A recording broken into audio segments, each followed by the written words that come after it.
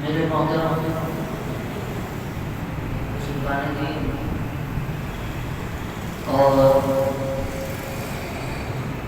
نوجوان ساتھیوں،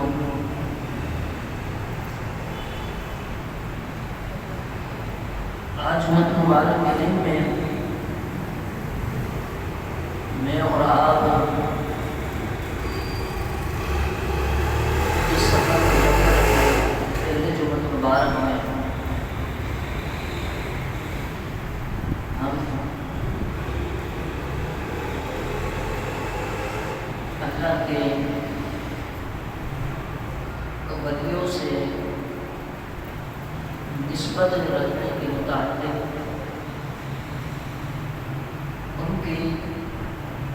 ان کو جواب میں آ جانے کے بعد اللہ رب العالمین اپنے نیک بندوں کی صحبتوں سے بندے کو کیا مقام عطا فرماتا ہے،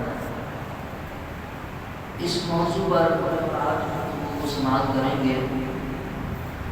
دعا کرتے ہیں اللہ کی بارگاہ میں کہ اللہ رب العالمین مجھ سمیت ہم سب کو سمجھنے کی، عمل پیرا ہونے کی اللہ توفیق عطا فرمائے۔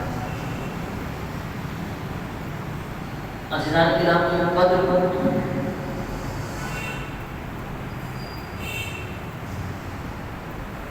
سب سے پہلے اس ماہ سفر کے متعلق جو مسلمانوں میں خرافات رائج ہیں، جو مسلمانوں میں خرافات پھیلی ہوئی ہیں، ان غلط فہمیوں اور ان خرافات کو آقا کریم صلی اللہ علیہ وسلم کی قول سے ہمیں ان خرافات کو، ان غلط فہمیوں کو، ان برے خیالات کو دور کرنا ہے۔ اس سفر مظفر کے مہینے کے متعلق نبی کریم رؤوف الرحیم صلی اللہ علیہ وسلم کے دور میں اس سفر کو منحوس سمجھا جاتا تھا، اس سفر کے مہینے کو برا سمجھا جاتا تھا، اور یہ طریقہ کفار کا تھا کہ وہ اس مہینے کو برا سمجھتے تھے۔ نبی کریم علیہ السلام نے جب یہ دیکھا کہ لوگ اس مہینے کو منحوس قرار دے رہے ہیں، برا سمجھ رہے ہیں، تو آقا کریم صلی اللہ علیہ وسلم نے اس ماہ مبارک کے حوالے سے ارشاد فرمایا۔ سرکار فرماتے ہیں ولا سفر، کہ یہ جو سفر کا مہینہ ہے یہ کچھ بھی نہیں ہے، یعنی تم اپنے ذہنوں میں برا خیال اس مہینے کے لیے رکھتے ہو، اس مہینے کو منحوس قرار دیتے ہو، حالانکہ یہ منحوس نہیں ہے، یہ تو رحمتوں اور برکتوں والا مہینہ ہے۔ اب لجپال سونے نبی یہ ارشاد فرما رہے ہیں کہ سفر رحمتوں اور برکتوں والا مہینہ ہے، سفر منحوس نہیں ہے، سفر برا مہینہ نہیں ہے۔ تو ایک مسلمان کے لیے یہ لازمی عقیدہ اس کا یہ ہونا چاہیے کہ جو میرے نبی ارشاد فرماتے ہیں وہ حق اور سچ ہوا کرتا ہے۔ جب نبی کریم علیہ السلام کی بات ارشاد فرما دی کہ سفر برا مہینہ نہیں ہے، تو اب ایک مسلمان پر لازم ہے کہ اس کو برا نہ جانے، بلکہ جس طرح سے عام مہینوں میں رحمتیں اور برکتیں اترتی ہیں، جس طرح سے عام مہینوں کو رحمتوں اور برکتوں والا مہینہ سمجھا جاتا ہے، اسی طرح سے اس ماہ مبارک کو بھی رحمتوں اور برکتوں ایک مسلمان کے لیے سمجھنا بہت ضروری ہے۔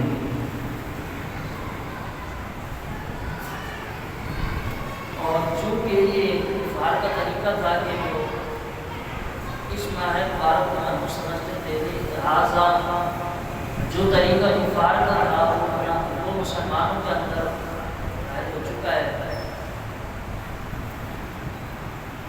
لہٰذا معلوم یہ ہوا کہ اپنے طور طریقے وہ رکھے جائیں جو اللہ اور اس کے رسول نے بتائے ہوئے، جو اسلام کے طور طریقے ہوں ان طریقوں کو اپنے درمیان رکھا جائے، نہ کہ کفار کے طریقوں کو اپنایا جائے، نہ عملی طور پر نہ قولی طور پر، کیونکہ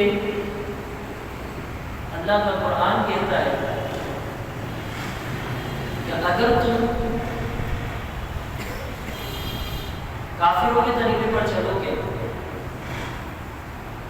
ان کی باتوں کو مانو گے، ان کے کہے پر چلو گے، تو پھر کفار تمہارا دین بھی برباد کر دیں گے اور وہ کفار تمہاری دنیا بھی برباد کر دیں گے۔ تو فرمایا گیا کہ اگر تمہیں ماننی ہے تو پھر اللہ نے ہمارے درمیان ایک قرآن نازل فرمایا ہے، دوسرا محبوب مصطفیٰ نازل فرمایا ہے، دونوں کی باتوں کو اپنی زندگی میں شامل کر لو، دونوں کے فرامین کو اپنی زندگی میں شامل کر لو۔ پھر جواب آیا کہ جب تم قرآن اور حدیث کو، یعنی قرآن اور میرے محبوب کی باتوں کو اپنی زندگی میں شامل کر لو گے تو تمہارا حال یہ ہوگا کہ تمہاری زندگی بھی بہتر ہو جائے گی، تمہاری آخرت بھی بہتر ہو جائے گی۔ اور یہ دو فیصلہ ہے، حقیقت مبنی ہے کہ جو قرآن اور حدیث پر عمل کرتے ہوئے زندگی کو گزار لیتا ہے اس کا دنیا میں بھی بیڑا پار ہوتا ہے، اس کا آخرت کے اندر بھی بیڑا پار ہوتا ہے۔ لہٰذا مصیبتوں کا اور آزمائشوں کا آنا یہ اللہ کی طرف سے ہوا کرتا ہے کہ مسلمان کا لازم ہے اس پر صبر کرے، اور اس ماہ مبارک کو اگر معلوم سمجھا جائے تو یہ مسلمان کا شعبہ نہیں ہے کہ اس ماہ مبارک کو معلوم سمجھے۔ یہ رحمت و برکت والا مہینہ ہے، اس ایام میں سفر کے مہینے میں بے شمار مسلمان دین کا یوم عروس آتا ہے، اور حضرت علی بن مرتضیٰ رضی اللہ تعالیٰ عنہ، سیدہ فاطمہ زہرا رضی اللہ تعالیٰ عنہ کا جو رشتہ ہوا وہ اسی ماہ مبارک میں ہوا، اور پھر جو ان سے اولاد پیدا ہوئی حسن و حسین، وہ بھی میری اور آپ کی نظروں سے چھپی ہوئی نہیں ہے، وہ ذات کرام ان کی شان و عظمت ہم سے چھپی نہیں ہے۔ تو اب اگر سفر کے مہینے کو معلوم سمجھے اور اس میں آنے والی چیزوں کو معلوم سمجھا جائے کہ شادی کرنا یہ ہلاکت کا باعث ہوا کرتی ہے، مجھے یہ بتاؤ ذرا اس ماہ مبارک کے علاوہ جو دیگر مہینوں میں شادیاں ہوا کرتی ہیں اس میں کون سی رحمتیں کر جاتی ہیں؟ تو یہ انسانی سوچ ہے۔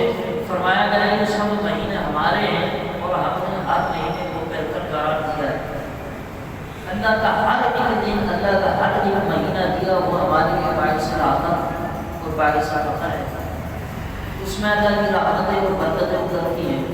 ان اولیاء کرام کا ذکر ایام میں ہوتا ہے جو آراس مبارک کا اس ماہ مبارک میں منائے جاتے ہیں۔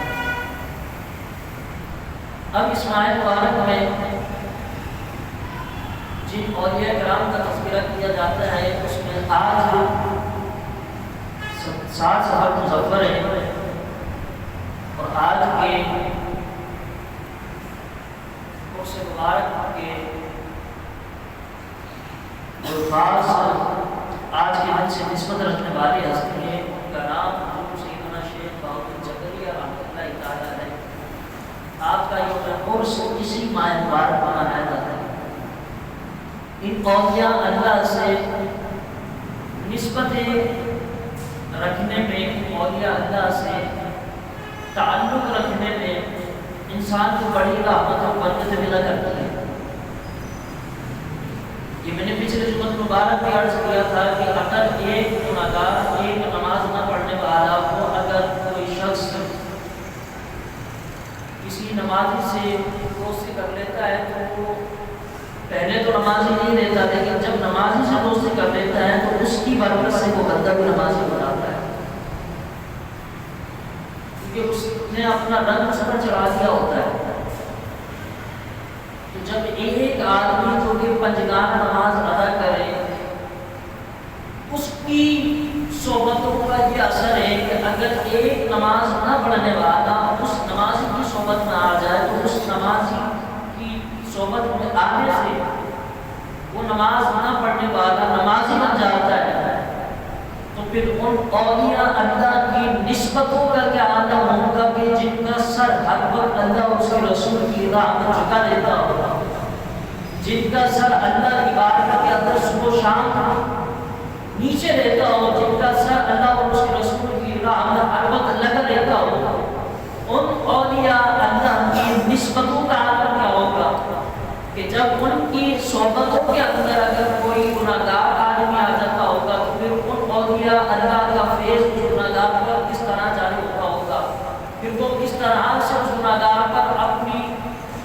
رحمتیں اور برکتیں اور اللہ کا جو دیا ہوا فیض ان پر ہوتا ہے، وہ کس طرح سے اس گناہگار پر نچھاور کرتے ہیں، اس گناہگار پر کس طرح اپنی نظر کرم ڈالتے ہیں۔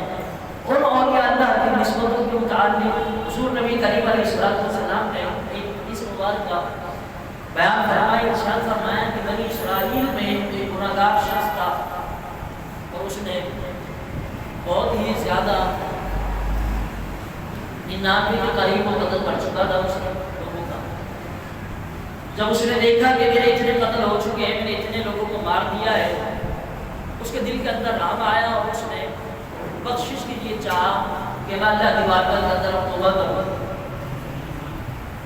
وہ بنی اسرائیل کا گناہگار شخص وہ جاتا ہے ایک عالم کے پاس، وہ جا کر پوچھتا ہے ذرا مجھے اتنا بتاؤ کہ میں نے اتنے قتل کر دیے ہیں، کیا میری اتنے قتل پر اللہ کی بارگاہ میں اگر میں معافی مانگوں تو کیا میری معافی اتنی اللہ کی بارگاہ کے اندر اگر میں معافی عرض کروں تو اللہ کی بارگاہ سے معافی کا جواب میری طرف آ سکتا ہے؟ جب اس عالم نے سنا کہ اس نے اتنے قتل کر دیے ہیں، وہ عالم اس نے کہا کہ تم نے اتنے قتل کیے ہیں لہٰذا تمہاری بخشش نہیں ہو سکتی۔ اس نے جب یہ سنا تو اس نے اس عالم کو بھی قتل کر دیا، اس نے 100 پورے کر لیے۔ جب اس نے 100 پورے کیے تو وہ گناہگار پھر اس کے دل کے اندر خیال آیا کہ اب مجھے جا کر کسی اور سے رابطہ کرنا چاہیے، تو وہ جاتا ہے اور جا کر کسی اور سے رابطہ کرتا ہے، وہ جا کر کہتا ہے کہ حضور میں نے اتنے قتل کر دیے ہیں۔ تو وہ کہنے لگا کہ آپ تھوڑا سا اس طرف آگے چلے جائیں، یہاں پر اللہ کے کچھ نیک صالحین بندے رہتے ہیں، ان سے جا کر آپ عرض کر دیں۔ اب اس نے جب یہ سنا کہ اس بستی سے تھوڑا دور اولیاء اللہ کی جماعت موجود ہے، صالحین مدد کا اظہار ہے، اس گناہگار نے ان کی طرف جو سفر کو اختیار کیا۔ جب وہ سفر پر چلنے لگا، راستے کے اندر اس بنی اسرائیل کے گناہگار شخص کو موت آ گئی، راستے کے اندر ہی مر گیا۔ جب وہ راستے میں مرا تو پھر اللہ کی بارگاہ سے فرشتہ حاضر ہوا۔ علماء نے لکھا کہ ایک نہیں 2 فرشتے یعنی 2 گروہ کے فرشتے حاضر ہوئے، ایک جنتی اور ایک دوزخی۔ جو فرماتے ہیں وہ دوزخی اور جنتی دونوں فرشتے وہ آئے اس کی روح کو لینے کے لیے۔ جنتی کہنے لگے کہ ہم اس کی روح کو ہم لے کر جائیں گے، دوزخی کہنے لگے نہیں ہم لے کر جائیں گے۔ بس ان دونوں فرشتوں کے درمیان میں بات ہو رہی ہے کہ جو فرماتے ہیں کہ اللہ کی بارگاہ سے جواب آیا کہ فرشتوں سے مت کرو، رکو۔ اللہ کی بارگاہ کے اندر فرشتہ کہتے ہیں مولا کیا بات ہے؟ اللہ نے فرمایا کہ اپنی سفر کے لیے نکلا تھا اولیاء اللہ کی جانب اپنی بستی سے، ذرا اس زمین کا نام لو اور اس زمین کا نام لے کر مجھے بتاؤ کہ یہ زمین کہاں تک جا رہی ہے اور اس کا سفر کہاں تک جا رہا ہے۔ ان فرشتوں نے جب زمین کو ناپا تو وہ گناہگار شخص جو تھا بنی اسرائیل کا، وہ اولیاء اللہ کی صحبت کے قریب جا چکا تھا، اپنی بستی سے باہر نکل چکا تھا اور اللہ کی بستی کے اندر داخل ہو چکا تھا۔ فرشتے اللہ کے بارگاہ کے اندر عرض کرتے ہیں یا رب العالمین،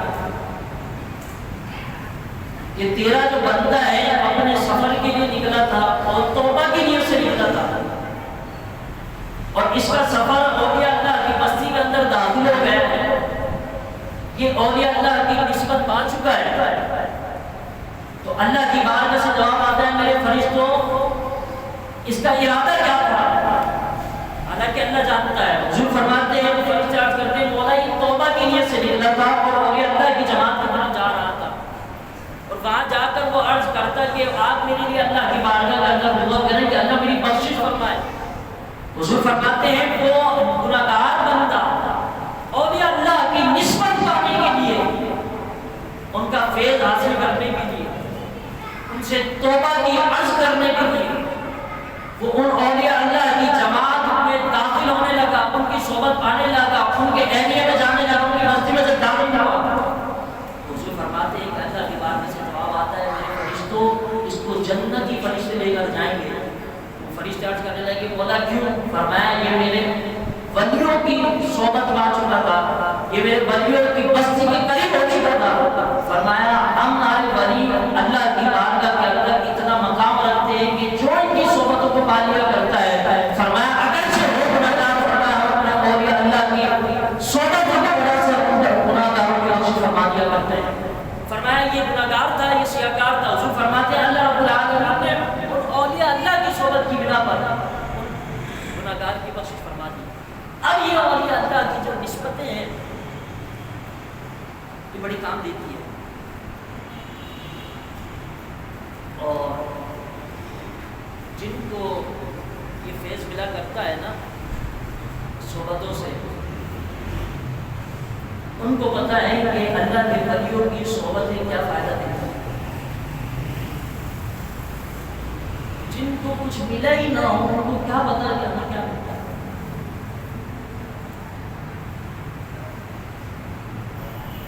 ایسے بھی اولیاء کرام ہیں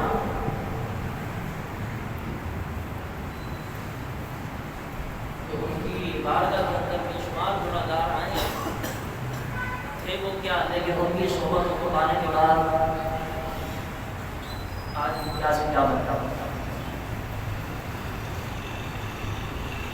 نیکوکاروں کی صحبتوں کو پانے کے بعد آج وہ کس مرتبے پر فائز ہیں، کیا سے کیا بن چکے ہیں۔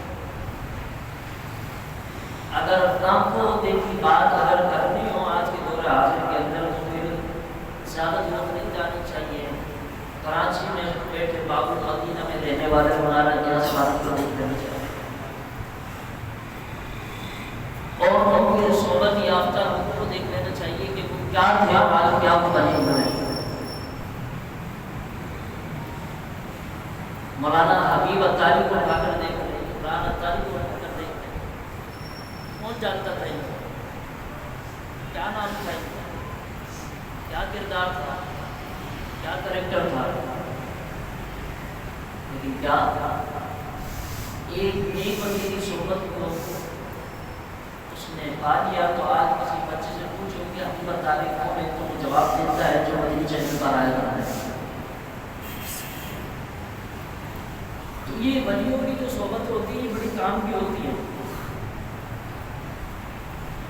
اللہ کے ولیوں کی چاہے صحبت بندہ اپنی حیاتی میں اختیار کرے، ان کی حیاتی میں اختیار کرے، چاہے ان کے مثال کے بعد اختیار کرے، فیض دیا کرتے ہیں۔ اب اس میں خاص بات یہ ہے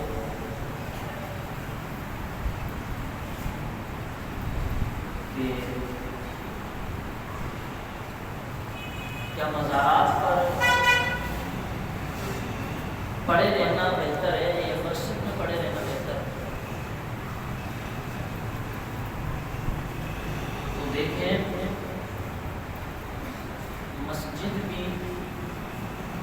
اللہ کا گھر ہے، اور اللہ رب العالمین نے اپنے محبوب نبی کریم علیہ السلام کی شان عطا فرمائی ہے کہ حضور کا امتی جس جگہ بھی اپنے سر کو جھکائے گا وہ اس کے لیے سجدہ سمجھا جائے گا۔ ایسا نہیں ہے کہ خاص جگہ ہو، زمین کے کسی خطے پر بھی اپنی پیشانی کو جھکا کر سجدہ سمجھا جائے گا۔ اب اس کے اندر میرے اور آپ کے یہاں پر ہوتا یہ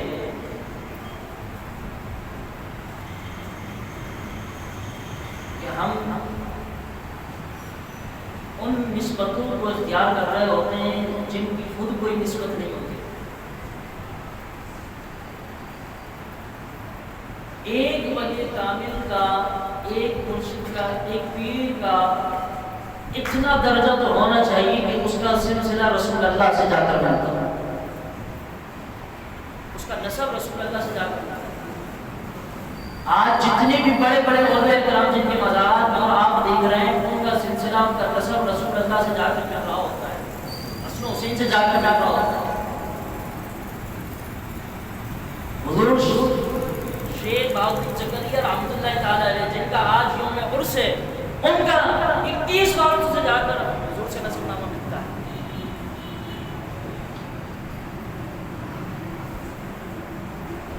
اور ان اولیاء اللہ کا فیضان، ان کی صحبتیں، ان کا مقام، ان کے چہرے پر کشی جلال، ان کا فیض کا عالم یہ ہوتا ہے کہ حضور شیخ بہاؤالدین زکریا رحمۃ اللہ تعالی علیہ آپ سفر کر رہے تھے کہ راستے کے اندر ایک گناہگار شخص گزرا اور اس نے آپ سے مصافحہ فرمایا۔ مصافحہ فرمانے کے بعد وہ گیا، جانے کے بعد اس کو جب کسی نے خواب میں دیکھا تو وہ جنت کے اندر سیر کر رہا ہے۔ اب جب اس سے پوچھا گیا کہ تجھے جنت کیسے ملی، تو گناہگار تھا، تو جواب آیا کہ میں ایک مرتبہ سفر کر رہا تھا، سفر کرتے کرتے حضور سیدنا شیخ بہاؤالدین زکریا رحمۃ اللہ تعالی علیہ کے قریب سے میں گزر گیا، اور جب میں نے آپ کو دیکھا تو میں نے آپ کو دیکھ کر آپ سے مصافحہ فرمایا، آپ کو سلام کیا۔ فرماتے ہیں حضور شیخ بہاؤالدین زکریا رحمۃ اللہ تعالی علیہ اس گناہگار نے جب آپ سے سلام کیا، مصافحہ کیا نا، اس گناہگار کو جب دیکھا کہ وہ جنت کے اندر سیر کر رہا ہے تو اس سے پوچھا گیا تجھے جنت کیسے ملی؟ تو وہ کہنے لگا میں نے مرشد سے ہاتھ ملایا تھا، اللہ رب العالمین نے مرشد کے ہاتھوں کی برکت سے مجھے جنت کا موقع دیا۔ ان اولیاء اللہ کے فیضان کا یہ عالم ہوتا ہے کہ اگر ان کا ہاتھ پکڑ لیا جائے تو ہوتا کہاں ہے، پہنچا دیا کہاں تک۔ حضور سید عالم صلی اللہ علیہ وسلم بارگاہ کے اندر ایک قافلہ آیا اور پانی کے لیے بڑا ترس رہا تھا۔ سرکار دو عالم صلی اللہ علیہ وسلم کو پتہ چل رہا ہے کہ یہ قافلہ موجود ہے۔ نبی کریم علیہ السلام اس کی جانب تشریف لے کر گئے، فرمایا کیا بات ہے؟ کہنے لگے حضور والا بات یہ ہے کہ ہم پانی کے لیے ترس رہے ہیں، پانی نہیں ملتا۔ حضور نے فرمایا کہ پہاڑی کے اس پار جا کر دیکھو کہ وہاں پر ایک سیاہ آدمی حبشی غلام اپنے مالک کا مشکیرہ لے کر اونٹ پر سوار ہو کر وہ اپنے مالک کی خدمت میں جا رہا ہے، اسے جان کر یہ کہو کہ تجھے جناب محمد مصطفیٰ صلی اللہ علیہ وسلم نے بنایا ہے۔ صحابہ کرام جمع ہو کر لوگ جمع ہو کر بس جانے جب گئے دیکھا کہ واقعی غلام جو ہے اپنے مالک کا مشکیزہ بن کر اپنے مالک کی خدمت میں لے کر جا رہا ہے اونٹوں پر سوار ہو کر۔ تو جب لوگ اس حبشی کے پاس گئے، جا کر اس سے کہا کہ تجھے ہمارے آقا نے بلایا ہے۔ کہنے لگا کون آقا؟ کسی آقا کو نہیں جانتا، میں تو اپنے مالک اپنے آقا کو جانتا ہوں جس کے لیے میں پانی لے کر جا رہا ہوں، اور کون ہے میرا آقا؟ صحابہ کہنے لگے ہمارے آقا، ہمارے آقا کون ہے؟ کہنے لگے ہمارے آقا جناب محمد مصطفیٰ صلی اللہ علیہ وسلم۔ تو وہ کہنے لگے میں تو نہیں جانتا ہوں. اب صحابہ کرام نے تعریف ہے صفت بیان فرمائی. فرمایا وہ آقا جن کے چہرے کو دیکھے تو بندہ دیکھتا رہ جائے, وہ آقا جن کی زلفیں بڑی سونی ہے, وہ آقا جن کا چہرہ بڑا سونا ہے. صفت بیان کرنے جاتے صحابہ. جب اس نے صفت سرکار کی سنی وہ جان گیا. جاننے کے بعد اس نے کہا اچھا اس نبی کی بات کرتے ہو جو جادوگر ہے, جو سب پر اپنا جادو چلاتا ہے, جس کو دیکھ کر اپنا بنا لیتا ہے, اس نبی کی بات کرتے ہو؟ کہنے لگا ہاں اس نبی کی بات کرتے ہیں کہ جب ان کا چہرہ کوئی دیکھ لیتا ہے تو ان کا مرید ہو جایا کرتا ہے. اس نبی کی بات کر رہے ہیں. صحابہ کرام نے جب یہ کہا وہ کہنے لگا نہیں نہیں میں نہیں جاؤں گا, جادوگر ہے اس کا بڑا نام سنا ہے, میں اس کے پاس نہیں جاتا, کہیں ایسا نہ ہو میں جاؤں تو میں بھی اس کا مرید ہو جاؤں, مجھے نہ لے کر جاؤ. اس نے فرمایا کہ اگر وہ نہ ہے تو اس نے غلط کر رہا ہے. صحابہ کرام نے کہا کہ چلو تو صحیح تو, لیکن وہ نہیں. صحابہ کرام نے اس کو زبردستی صحابہ کرام رسول اللہ کی خدمت میں لے کر آئے. سرکار کی جب خدمت میں وہ پہنچا, حضور کا جب اس کا چہرہ دیکھا تو چہرہ دیکھنے کے بعد نبی کریم علیہ السلام نے فرمایا اس مشکیزے میں سے تھوڑا سا پانی چاہیے. وہ کہنے لگا یہ میرے مالک کا ہے, میں اس میں پانی نہیں دے سکتا, لہٰذا پانی اگر تم لوگ تو مالک کو کیا دوں گا, یہ تو خالی ہو جائے گا, میں مالک کو کیا دوں, خالی کا پڑے گا. تو اس نے حضور نے فرمایا کہ تمہارے مشکیزے سے پانی ہم لیں گے لیکن تمہیں کسی طرح کی تکلیف نہیں دے گی, تمہارا جو پانی ہے وہ پانی ہی رہے گا. فرمایا جو تمہارا پانی ہے وہ پانی رہے گا, تمہارا جو مٹکا بھرا ہوا ہے بھرا ہوا ہی رہے گا. اس نے کہا یار ایسی عجیب بات ہے, پانی بھی کولر میں سے نکال لو پینے کے لیے, کولر بھی خالی نہ ہو, مٹکا بھی خالی نہ ہو, یہ کیسے ہو سکتا ہے؟ سرکار نے کہا کہ تم مشکیزہ ہمارے ہاتھوں میں تو دے. بس وہ مشکیزہ حضور کی خدمت میں آیا, سرکار نے اس مشکیزے پر اس کا ہاتھ پھیرا اور صحابہ نے فرمایا صحابہ جس کا دل چاہے جتنا چاہے پانی لے لو, جس کا جتنا دل چاہے پانی لے لو. اب اس نے کیا کیا, سرکار کی بارگاہ میں مشکیزہ پیش کیا, صحابہ کرام نے مشکیزے سے پانی لیا, کوئی پی رہا ہے, کوئی کیا کر رہا ہے, کوئی کیا کر رہا ہے, کوئی اپنے مشکیزے بھر رہا ہے, کوئی اپنے اوپر جما رہا ہے بھر کر, پانی لیتے رہے لیتے رہے لیتے رہے. سرکار نے فرمایا صحابہ پی لیا, عرض کرنے لگے یا رسول اللہ جی ہاں, فرمایا بھر لیا, عرض کرنے لگے یا رسول اللہ بھر لیا, فرمایا اور کوئی پریشانی ہے, آقا آپ آ گئے ساری مصیبتیں دور ہو گئی, آقا آپ تشریف لے ساری مصیبتیں دور ہو گئی. سرکار نے فرمایا اب تو تسلی ہو گئی نا, کہنے لگے جی مجھے تسلی ہو گئی. اب جب وہ دیکھ رہا تھا کہ حضور کے صحابہ تھوڑا تھوڑا کر کے پی بھی رہے تھے, تھوڑا تھوڑا لے کر میں سے پانی لے بھی رہے تھے, بھر بھی رہے تھے, سرکار نے وہ مشکیزہ دوبارہ اس کے ہاتھ میں دیا, اس نے مشکیزے کا ڈھکن کھولا تو جتنا پانی سرکار کی خدمت میں پیش کیا تھا واپس جب لیا ہے تو اسی طرح سے موجود ہے, وہ اسی طرح سے موجود ہے. جب اس نے دیکھا یہ کمال ہے ان کے ہاتھ میں, سرکار کی بارگاہ کے اندر وہ حاضر تھا, سرکار نے اسے کے روضہ انور پر اپنا ہاتھ پھیرا, ہاتھ وہ کالا لیکن مصطفیٰ کے ہاتھ لگے اللہ نے گورا بنا دیا. اس کے چہرے پر نور آیا, جب اس کے چہرے پر نور آیا, نور لے کر وہ اپنے مالک کے پاس گیا, مٹکا لے کر جا رہا ہے. اور سرکار کی خدمت میں نکلنے سے پہلے سرکار کی خدمت سے جب وہ نکلنے لگا تو جب سرکار کو اس نے معجزہ دیکھا نا کہ پانی بھی دے دیا, دوسرا چہرے پر نور بھی دے دیا, تو کلمہ بھی پڑھا, مسلمان ہوا. پھر مسلمان ہونے کے بعد سرکار کی بارگاہ سے جب وہ جانے لگا, جانے کے بعد جب اپنے مالک کے پاس پہنچا تو مالک نے دروازہ کھولا, کھڑا ہے. مالک نے پوچھا تو کون ہے, فرمایا حضور جانتے نہیں ہیں.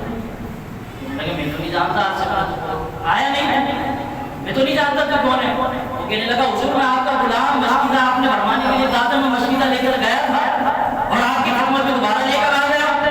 وہ مالک کہنے لگا میرا غلام جو تھا نا وہ سیاہ تھا, کالا تھا, جس کو دیکھ کر لوگ پسند بھی نہیں کرتے, لیکن تیرے چہرے پر تو بڑی شمائیں چمک رہی ہیں, تیرے چہرے پر تو بڑا نور آ رہا ہے, چودھری کے چاند کی طرح تیرا چمک رہا ہے. ایسی کیا بات ہے, میرا غلام تو کالا تھا لیکن تیرے چہرے پر چودھری کے چاند کی طرح روشنی کیوں ہے؟ غلام کہنے لگا اب سوال آیا ہے کہ تم نے سوال کیا کہ تیرے چہرے پر چودھری کے چاند کی طرح روشنی کیوں ہے. سنیو جملہ سنیے گا. غلام کہنے لگا حضور میں اس کے پاس سے ہو کر آیا ہوں جو سب کو روشنی دیا کرتا ہے, میں اس کے پاس سے ہو کر آیا ہوں سب کو روشنی دیا کرتا ہے. فرمایا کس کے پاس سے ہو کر آیا؟ کہنے لگے کالی کپڑے والا ہے جسے محمد مصطفیٰ کہتے ہیں. فرمایا لوگوں کو کوئی موجود دکھاتا ہے, بڑا وہ مٹکا ہو تو خالی نہیں چھوڑتا, پانی بھی دے دیا کرتا ہے, دوبارہ ویسے ہی واپس دے دیا کرتا ہے.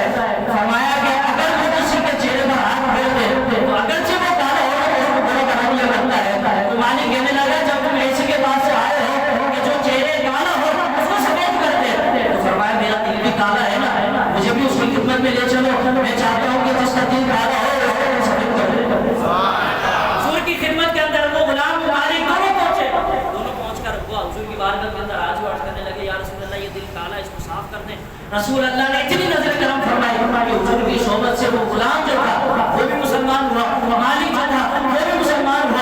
اللہ رب العالمین نے حضور کی صحبت سے دونوں کو فیضیاب کر دیا۔ یہ اللہ والوں کی صحبتوں کا کمال ہے کہ جو بھی اللہ والوں کی صحبت میں آ جاتا ہے اس کا دین بھی کامل ہو جاتا ہے، اس کی دنیا بھی کامل ہو جاتی ہے، دین بھی اس کا بیڑا پار ہو جاتا ہے، دنیا بھی اس کے بیڑے پار لگ جاتی ہے۔ اس لیے کہا جاتا ہے کہ اگر اللہ کے ولیوں کی خدمت میں آؤ، فرمایا گیا یہ دل سنبھال کر بیٹھا کرو، یہ دل سنبھال کر بیٹھا کرو۔ کیوں؟